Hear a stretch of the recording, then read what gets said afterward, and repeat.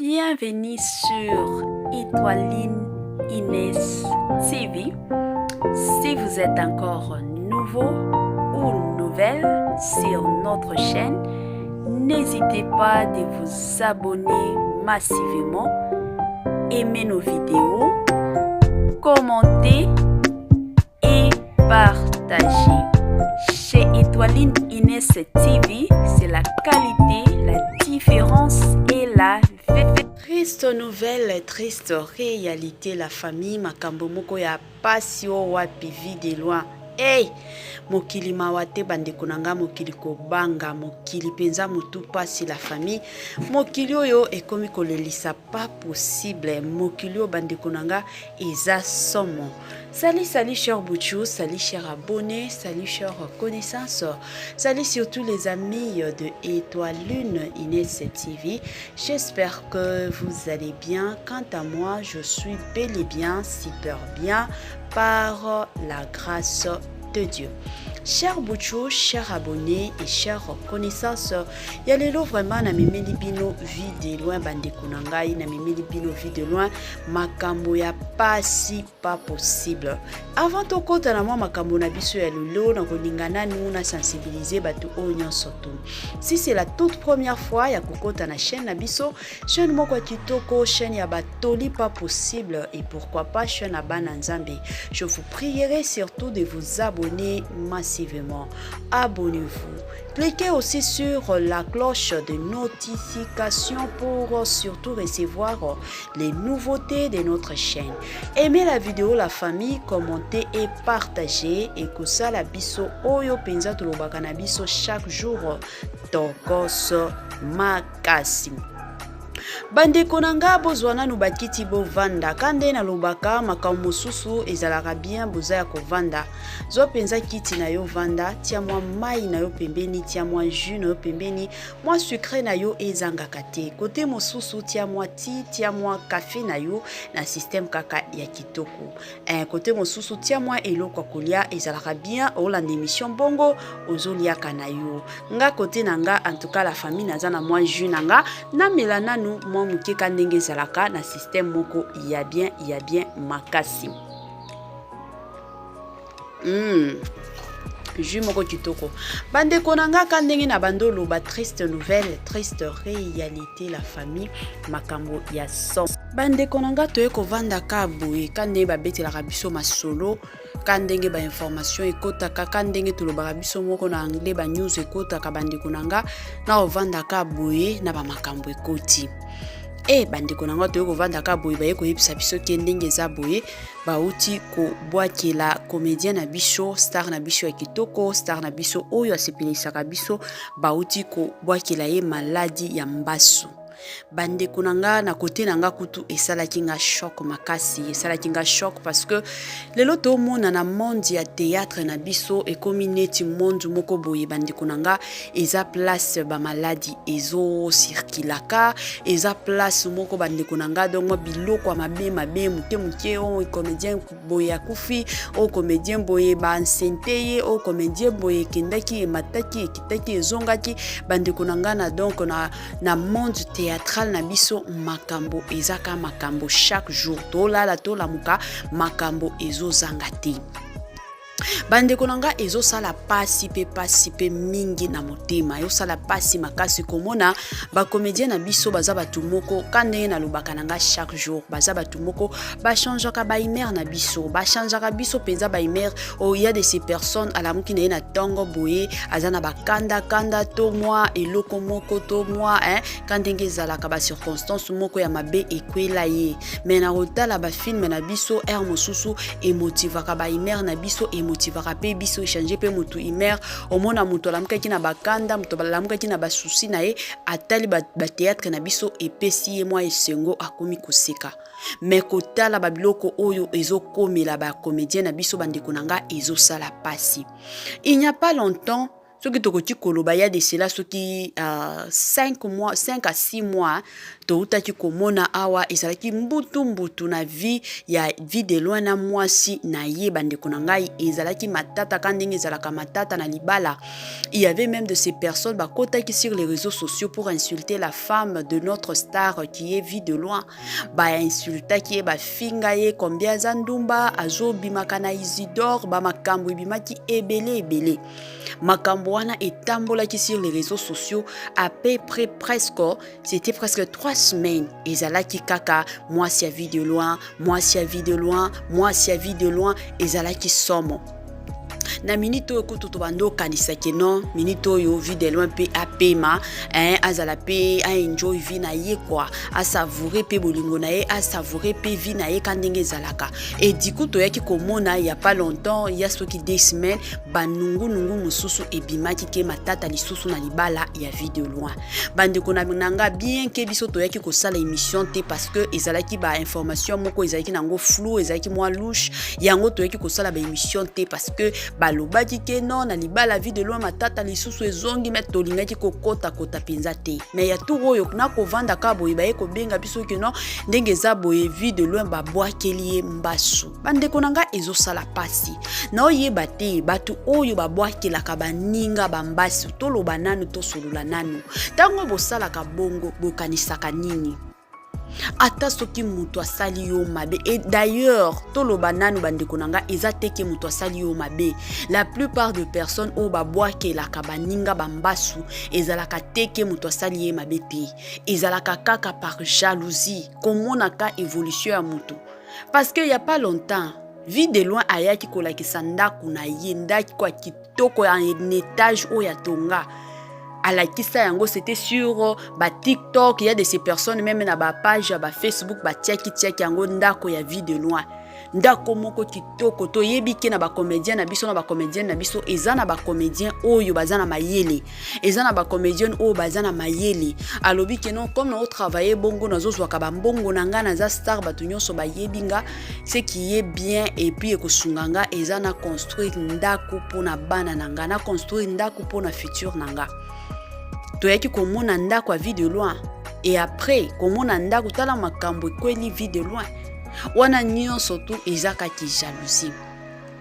bandeko nanga na communauté na biso to lingana kate to lingaka évolution ya mutu te communauté na biso c'est comme si eza communauté moko batu balinga kaka bamona batu mosusu bazo souffrir bamona batu mosusu bazo lila bamona batu mosusu vie na bango ezokendaka nango liboso te yango communauté na biso eza communauté moko batu basepelaka na bolamu ya mutu te basepelaka na bomengo ya mutu te tout ça c'est parce que vie de loin ayaki kolakisa ndaku na ye na ba réseaux sociaux et ce qui totali bien na mbasu wana mutu abwakeli aza kutota mutu musika te ezaka batu na bango bajwaka ba théâtre parce que bango na bango kaka nde basala makambo ya bongo bango na bango entre bango na bango kaka et au sala pasi bandeko na ngai mutu azo travailler dur pona bana na ye mutu azo travailler dur pona mwasi na ye mutu azo travailler dur pona futur na ye botala nanu ba rôle au vie de loin ajwaka bandeko mosusu oloba nga mobala mbinga bongo nga mobala kitoko bongo nga mobala respect bongo na kendo sala ba rôle a bongo mais ya ndimaka tango ndimaka ba rôle wana c'est parce que il a besoin de l'argent c'est parce que azana besoin futur na ye ebonga yango ajwaka ba rôle wana nyonso mais sikoyo oyo ezokamwisanga ce qui m'étonne eza ya komona ke mutu atongi ndako na ye aye alakisi kandenge ezalaka réussite ya musala na ye oyo abandeki kosala ye kolakisango na ba réseaux sociaux et après pas même un mois pas même une année mais pas même 6 mois et du coup to ya komona baye kobwakela ye maladie bandeko nanga ezosala pasi pe mawa yango nasengaka na ba comédien na biso bozala na bolingo botika kimutema mabe efutaka te yango omoni bino batu bozalaka wana kana kobwakelaka baninga bambasu ba maladi bobwakelaka baninga babiloko moko boye ezangi mutu na makolo te et question na ngina mituna est-ce que bino boko vivra kana se ya moi oyo éternel to un jour bino pe boko kufaka bande ko botika biloko ya bongo na loba nanga chaque jour vanité de vanité tout est vanité. Tomata to kita vanité de vanité bande ko nanga tout est vanité. Ata soki osali makambo ndenge nini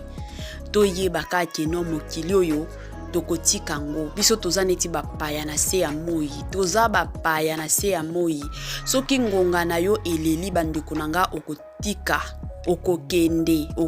okokufa ezalaka bongo siko tango bwakeli ye maladi bongo imagine yo mutu bwakeli ye maladi et après quelques jours abiki et yo okufi peut-être na se ya pongi okoloba nini botika biloko bongo botika ki mutema mabe bande konanga ba congolais to lingana tozala na bolingo ya solo tozala penza na bolingo ya solo totika ko bomana pourquoi tozo bomana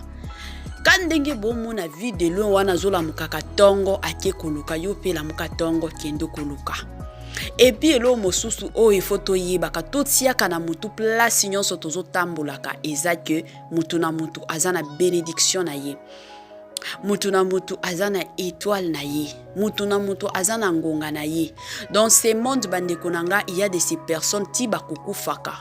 bakozala toujours ba pauvre. Il y a aussi d'autres personnes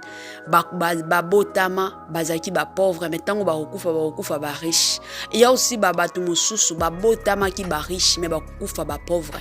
Vie ekendaka bongo. Eza na batu mosusu bokoki bino nyonso bosala musala moko menzambe apamboli camarade na yeo na musala wana eza teke parce que ye apambwami yo pe foka opambwama te peut-être yo pe okopambwama na nzela na yo ezalaka bongo eza teke non parce que biso nyonso tosala musala moko tosalela entreprise moko ye komba ofuta ye bongo asombi bongo ifoka nga pe na sala bongo ezala bongo te. Ezala bongo te la famille babilo mosusu to tikaka eza bien te ko boaki na moninga maladi pour que yo ozwa combien pour que yo bafuta yo combien to oboma moninga lelo to komi komona ta ba poison komi ko tambola kili na monde ya lelo eza te ke kana monde théâtral lelo to komi komona ba poison ta na misala muto yo keli yo jalousie kaboye abokeli yo poison muto abokeli yo jalousie kaboye abokeli yo maladie. Pourquoi tokomi na motema mabe ya bongo? Pourquoi tokomi na motema mabe ya bongo? Bande konanga soki moninga azwi sepela mutu na mutu aza na nzela na ye ya kozwa bénédiction na ye. Na Congo na biso eza ko pays moko to sambelaka mingi qu'on se le dise la famille. Eza pays moko to sambela kasi saja ko sambela to sambela ka mingi comparativement ba pays mosusu. Eza pays moko bande konanga ba église ezala ka kili mais kana Congo na biso eza des places qui mutema mabe evanda. Eza des places qui mutema mabe evanda na Congo na biso. Batu bazo bomana sans raison. Batu bazo bomana sans pitié.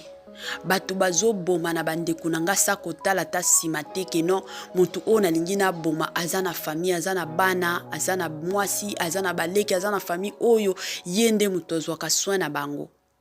Congo na biso ekomi ko bangisa na niveau moko pas possible.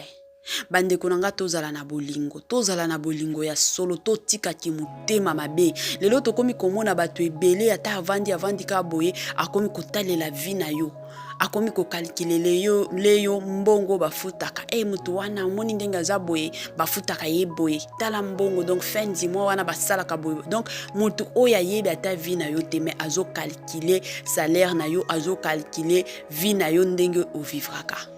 C'est vraiment dommage. C'est vraiment dommage la famille. Bande konangai to tika ki mutema mabe tozala na bolingo ya solo pe to lingana na busolo nyonso la famille. To lingana ata lelo soki nzambe ya zongi to yebike to lingana ki. To tika ki mutema mabe moko mal placé. To tika ki mutema mabe moko mal placé. Jalousie moko mal placé na lubaka nanga jalousie moko eza nango mal placé. Tozala na bolingo penza ya solo chers compatriotes. Bolingo na biso nde kosala ke Congo na biso kende sima. Et okende liboso plutôt bolingo na biso nde kosala ke a futur to avenir ya bana na biso ekozala bien. Mais soki génération na biso ya lelo ki jalousie o continuer ka bongo. Futur ya bana na biso ekozala kutu suka. suka penza parce que biso bato lelo tozolingana teke dur bana na biso bandeko nanga eza pasi na minute oyo en tout cas na sengi kaka na bandeko nyonso o balingaka penza vie de loin ba o nyonso basepelaka na vie de loin ka ndenge ezalaka na osenga na bino bo continuer toujours kotiaka ye na ba prière bo tiaka ye na ba prière bo sambelaka mingi surtout pona ye kozala star ezalaka iloko moko facilité surtout na société na biso bino moko bomo na bitumba na vie ya vie de loin bien que il y a de ces personnes ba koloba o to moni autaki ko poster awa na page na ye boye tout va bien mais ezana bato mosusu bato neti ba vie de loin te bakoya koloba ke no tout va bien tout va mal bakoya koloba kate. Donc baza star munene ba o baza na maturité à makasi. Alors je vous prierai surtout ba fan nyonso ya vie de loin d'intercéder surtout pour votre star, de prier surtout pour lui un botien na ba prière tango bo sala ka ba prière na bino en tout cas que Dieu azala toujours wana pour ya ko protéger ye na ba sens nyonso ko épargner ye surtout na makambo nyonso ya mabe. Cher Bouchou, cher abonné et cher connaissance ya muke kaka na ningaki na partager na bino na système moko ya bien makasi bandeko nanga avant na silisa na kolingana na pesa bambote na ye moko Linda Bukulu na pesi bambote na ye moko Vicky Mambonzo depuis Sénégal bambote nanga na ye moko Madame Kiong depuis Turquie bambote nanga na ba abonné nyonso ya Etoiline Ines TV na système moko ya bien makasi na pesi bino bambote bino nyonso o bozala wana pona otia ba commentaire bozala wana pona osala ba partage bozala wana pona obenga kabiso. En tout cas, que Dieu vous bénisse abondamment. Donc, izala bongo. Bandeko nanga bosil sabaji na bino, bosil sabamai na bino, bosil sabatina ba café na bino kandenge zalaka, bosil sabiloko na bino oyo bobandaki kolia. Izala bientôt aussi cette émission bongo. Bino pe bosil si bilieli na bino, bosil si bimeli na bino na système moko ya kitoko et encore kitoko o wapia kitoko mingi makasi na lubaka nanga chaque jour. En tout cas la famille, nous sommes vraiment et précisément et pourquoi pas encore à la fin. Bye bye la famille et surtout à la prochaine.